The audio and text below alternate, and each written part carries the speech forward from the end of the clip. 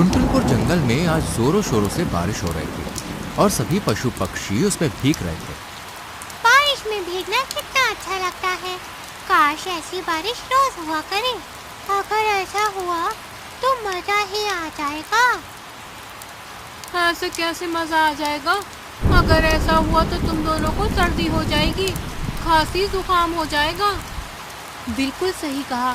इसलिए अब तुम दोनों जल्दी से घर के अंदर आओ और बदन पोंछ लो, वरना ठंड लग जाएगी। थोड़ी देर और मम्मी। नहीं बेटा, चलो जल्दी से अंदर आओ। इतने में मौसम विभाग की खबर लेकर जग्गू आता है। रुक जाओ पीहू बहन, बच्चियों को भीगने दो। मैं अभी अभी मौसम विभाग से आया हूँ। खबर है कि ये इस बार की आखिरी बारिश है। इसके बाद गर्मियाँ पड़ने वाली हैं और वो भी बहुत भयानक वाली। इसलिए तुम लोग भी भीग लो, क्या पता फिर कब मौका मिले। ऐसा है तो आज मैं भी भीगूंगी। और मैं भी। कालू तुम भी आ जाओ। धीरे धीरे करके जो पक्षी बचे थे वो भी बारिश में भीगने आ जाते हैं और पहली बार पूरा जंगल बारिश में मस्ती करता है। लेकिन धीरे धीरे गर्मी अपने चरम पर पहुंचने लगती है। जल्दी दरवाजा खोल, क्या कर रही है? आ गई मौसी, आ गई। तुम तो एकदम हल्ला ही मचा देती हो। मैं नहीं, सूरज दादा हल्ला मचा रहे हैं। अभी से इतनी गर्मी है तो सोच आने वाले दिनों में कितनी होगी। इसलिए आज हम सब पहाड़ी के पास जा रहे हैं ताकि अपने घरों को गर्मी से बचाने के लिए सामान ले आए। तू भी जल्दी चल। मम्मी, आप जा रही है तो मैं खेलने जाऊं? हाँ बेटा, लेकिन जल्दी वापस आ जाना, देर नहीं लगाना और छाया में खेलना। मुनमुन के जाते ही पीहू भी बाकी सबके साथ निकल जाती है। पीछे पीछे कालू भी आता है। कालू जंगल में सबसे आलसी था और उससे भी ज्यादा आलसी थी भूरी। पीहू, देख तो आसमान में नजर उठाकर, आज सूरज किस दिशा से निकला है। कालू हमारे साथ सामान लेने जा रहा है। तुम भी ना मौसी, सब ठीक तो है ना कालू भैया? भूरी ने जबरदस्ती भगा दिया है क्या? तुम लोग मेरी टांग खींचना बंद करो, क्योंकि मुझे किसी ने नहीं भगाया है। गर्मी तेज होने वाली है तो बस इसलिए सोचा कि जाकर थोड़ी घास ले आऊं। पहाड़ी पर पहुंचकर सभी मिट्टी, पत्थर, ईंट, बम्बू इकट्ठा करने लगते हैं, लेकिन कालू सिर्फ घास उठाता है। कालू भैया, आपने सिर्फ घास ली है, इससे आपका घर गर्मी में ठंडा नहीं रहेगा बल्कि और ज्यादा गर्म हो जाएगा। थोड़ी सी मिट्टी ले लो, इसमें मिला लेना, घर ठंडा बना रहेगा। नहीं, ऐसा नहीं है। मैं घास से ही अपने घर को ठंडा रख लूंगा। तुम अपना देखो, मेरा छोड़ो। रहने भी दे, इससे कुछ भी कहो ये सुनेगा थोड़ी ना। करेगा तो वही जो इसका मन कहेगा, इसलिए रहने दे। कालू मुंह टेढ़ा करके चला जाता है। सभी अपने अपने घर को मोटी दीवारों से और मिट्टी में लपेटकर बनाते हैं, लेकिन कालू घास फूसी लगा देता है। तो मौसी, कैसा लग रहा है मेरा घर? बढ़िया है ना एकदम, चारों तरफ से खुला खुला। अब तुम देखना, गर्मी में सबसे ठंडा मेरा घर होगा। अरे तुम भी कहोगी कालू, बस 2 मिनट के लिए जरा अंदर तो आने दो। इसलिए चारों तरफ से खुला खुला सा रखा है क्या? तो फिर कैसा लग रहा है? बताओ बताओ। बढ़िया है। क्या हाक बढ़िया है? ऐसा लग रहा है फटी हुई चादर के ऊपर घास लपेट दी है। इसे अच्छी तरह से बना ले, वरना दिक्कत हो जाएगी। कालू मीनू मौसी की एक नहीं सुनता और घास से ही घर की मरम्मत करके चला जाता है। और फिर कुछ दिन के बाद, मम्मी, मैं आ गई। आज तो बहुत बहुत गर्मी है। हमारा घर तो कितना ठंडा है। ऐसे में कुछ ठंडा पीने को मिल जाए तो मजा आ जाए। ये तो तुमने मेरे मुंह की बात छीन ली। पीहू, ऐसा करो, तुम हम सबके लिए आज ठंडा शरबत बनाओ। अगर ऐसा है तो आज तुम लोगों की इच्छा पूरी हो गई समझो, क्योंकि शरबत मैंने पहले से बना कर रखा है, बस तुम्हें पीना है। ये लो। तीनों मजे से शरबत पी ही रहे थे कि बाहर से जोर जोर से आवाज आती है। ये तो भूरी की आवाज लगती है। हाँ, लगता है फिर से कुछ हुआ है। चलो बाहर चलकर देखते हैं। बाहर बहुत गर्मी है। मैं तो नहीं जा रही, आप दोनों ही चले जाओ। तुम्हें वैसे भी नहीं जाना, अंदर ही रहो और अपना शरबत खत्म करो। बाहर देखा तो भूरी और कालू झगड़ रहे थे। मेरी तो किस्मत ही फूट गई। इस कालू से शादी करके से गरम गरम हवा सीधा अंदर घुस रही है। इतनी गर्मी लग रही है जैसे घर नहीं गर्म हीटर हो। इसमें मेरी कोई गलती नहीं है। एक तो तुम कुछ करती नहीं हो, सब कुछ मुझसे ही करवाती हो, और जब मैं करता हूँ तो उसमें भी तुम कमियां निकालती हो। अब जैसा है यही है, मैं कुछ नहीं कर सकता इसमें। क्या बात है कालू भैया, सब ठीक तो है ना? कुछ ठीक नहीं है पीहू बहन। हमारे घर में गर्म गर्म हीटर चल रहे हैं, वो भी हर तरफ से। इतनी गर्मी लग रही है अंदर जैसे मैं ईंट के भट्टे पर बैठी हूँ। इसलिए कहा था कालू भैया, घर थोड़ा मजबूत बनाओ। अब देखो गर्मी सता रही है ना। हाँ हाँ ठीक है, अब तुम ज्ञान मत दो। तुम्हारे ज्ञान की जरूरत नहीं है मुझे, मैं देख लूंगा कि क्या करना है। इसलिए तुझे कोई सलाह नहीं देता। रहने दे पीहू, रहने दे। ये सुनेगा ही नहीं, मरने दे गर्मी में। कालू का ये हर बार का था। उसे लगता था कि वो जो कर रहा है वो सही है। वो कभी भी किसी की सुनता नहीं था, इसलिए उसकी बाकी पक्षियों से कम ही बनती थी। आज भी सब उसको उसी के हाल में छोड़कर चले जाते हैं। मुझे नहीं पता, मैं इस खौलते हुए घर में नहीं रह सकती, और ना ही बाहर इस धूप में खड़ी रहकर अपनी ब्यूटी खराब कर सकती हूँ। तुम कुछ भी करो, मुझे नहीं पता, बस इस घर को ठंडा करो। कालू गुस्से में अंदर चला जाता है, जहाँ उसकी नजर वाटर कूलर पर पड़ती है। अरे वाह, घर में छोरा और गांव में ढिंढोरा। मतलब अपने घर को ठंडा करने का आइडिया मिल गया। मैंने कहीं पढ़ा था कि पहले राजा महाराजा अपने सेवकों से हर वक्त दीवारों पर पानी डलवाते रहते थे, ताकि उनका जो महल है वो ठंडा रहे। अच्छा, तो तुम दिन रात बाहर रहकर दीवारों को गीला करोगे। दिमाग तो ठीक है तुम्हारा, जल भुनकर राख हो जाओगे। अरे ऐसा कुछ नहीं होगा, तुम पहले मेरा कमाल देखो। और उन्हें छत के दो सिरों से ऐसे बांधा कि पानी सीधा दीवारों के ऊपर गिरे, और नल हल्के हल्के खोल दिए ताकि एक एक बूंद पानी टपकता रहे। लगता है गर्मी तुम्हारे सर चढ़ गई है, इससे भला क्या ही होगा। अरे तुम बस थोड़ी देर देखो तो सही। थोड़ी देर बाद पानी दीवारों में समाने लगता है और घर वाकई में ठंडा हो जाता है। अरे वाह, ये घर तो वाकई में ठंडा हो गया। मुझे नहीं पता था कि तुम्हारा दिमाग काम भी करता है। मुझे तो लगा था ये एक्सपायर हो चुका है।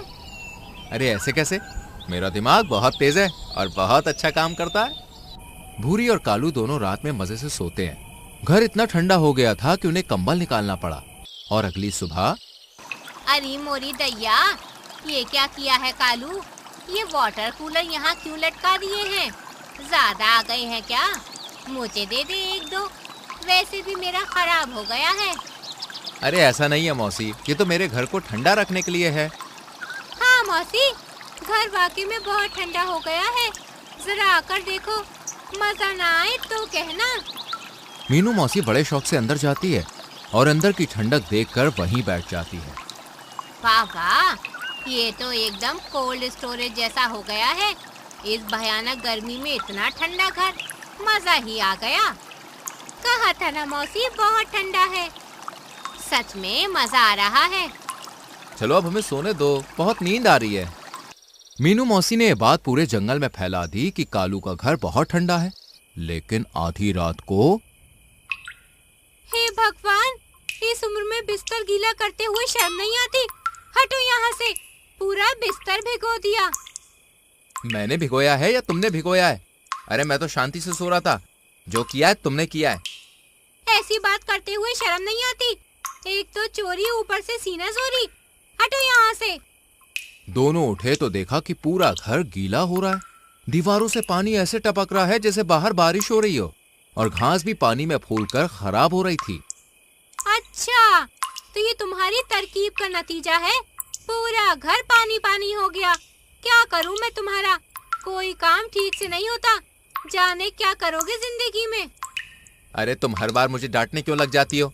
कम से कम मैं इतना तो करता हूँ, तुम तो ये भी नहीं करती हो। बस खाया पिया और सो गई। अच्छा, और जो दिन भर ठूसते हो वो सब बनाता कौन है? मैं ना। अरे मुझे तुमसे बहस ही नहीं करनी है। उलझना भी मत।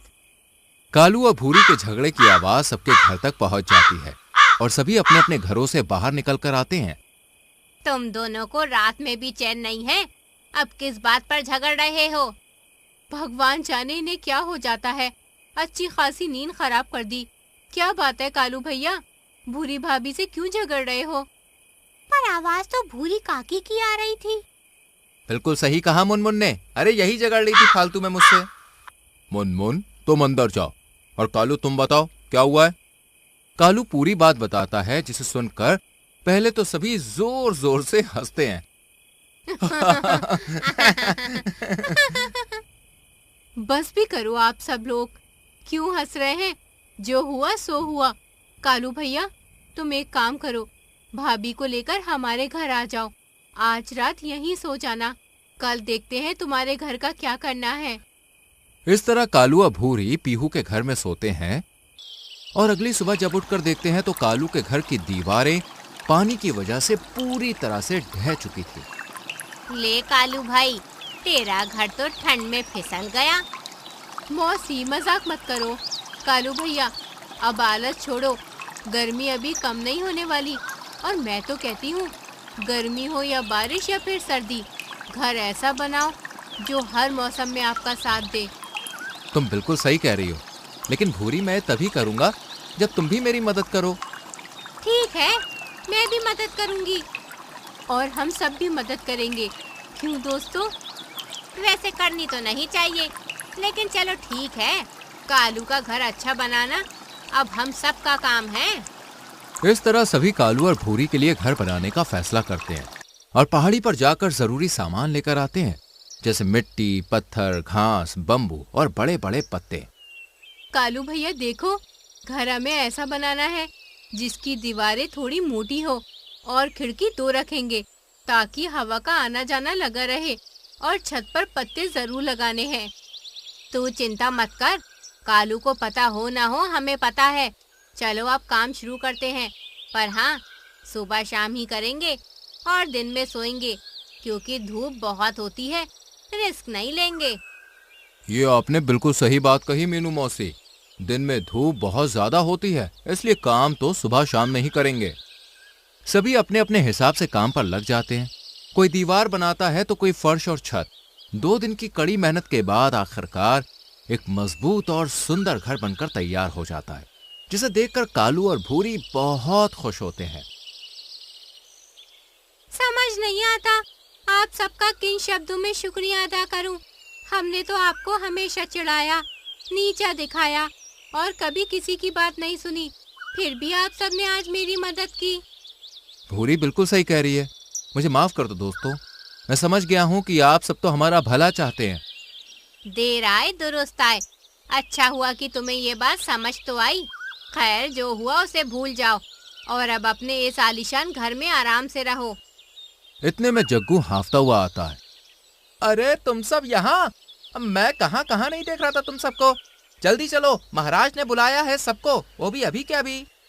इस वक्त सब ठीक तो है जग्गू भैया? कुछ हुआ तो नहीं है ना? मुझे तो डर लग रहा है। जब जब महाराज हमें इस तरह से बुलाते हैं जरूर कोई दिक्कत होती है। शुभ शुभ बोलो मौसी, अब मैं कोई परेशानी सुनने के मूड में नहीं हूँ। पहले हमें वहां जाना चाहिए ताकि पता चल सके कि महाराज ने अचानक सभा क्यों बुलाई है। सभी दरबार में पहुंचते हैं। महाराज की जय हो, महाराज की जय हो। सभी बैठ जाइए। अरे आज कालू और भूरी आप सबके साथ, लगता है अब ये दोनों सही रास्ते पर आ गए हैं। नहीं महाराज, अब ये हमारे अच्छे वाले साथी बन गए हैं। चलो अच्छा है। महाराज ये तो बताइए, आपने ये सभा क्यों बुलाई है? सब ठीक तो है? घबराने वाली कोई बात नहीं है। शहरी जंगल से हमारा दोस्त आया है और ये गर्मी से राहत पहुंचाने के लिए अपने साथ एक उपकरण लेकर आया है, तो बस आप लोगों को दिखाने के लिए बुलाया था। मेरा नाम बब्बन है, बब्बन, और ये है कूलर। बब्बन ने जैसे ही कूलर चलाया तो ठंडी ठंडी हवा पूरे दरबार में फैल जाती है। वाह, इसकी हवा तो कितनी ठंडी है। ये तो जादुई पिटारा लगता है। हाँ हाँ, तो ये जादुई पिटारा ही है, क्योंकि गर्मी से राहत पहुंचाता है। इसे चलाना बहुत आसान है, बस स्विच बोर्ड में लगाओ और चालू। लेकिन इसे पानी की जरूरत होती है, जो यहाँ भरा जाता है। पर याद रखें, पानी हमेशा स्विच में से प्लग निकाल कर ही भरें, वरना जोर का झटका लग सकता है। कूलर देखकर सभी खुशी से झूम उठते हैं और उसे मांगने लगते हैं। बब्बन उसकी कीमत बताता है और सबके लिए कूलर मंगवाए जाते हैं। इस तरह कालू और भूरी का घर भी बन जाता है और गर्मी से बचने के लिए सबको उपाय भी मिल जाता है। तो दोस्तों, कैसी लगी आपको ये कहानी कमेंट में जरूर बताना। वीडियो अच्छी लगी हो तो लाइक और शेयर करके चैनल को सब्सक्राइब करें और बेल आइकॉन प्रेस करें, जिससे आने वाली कहानियां आपसे मिस ना हो।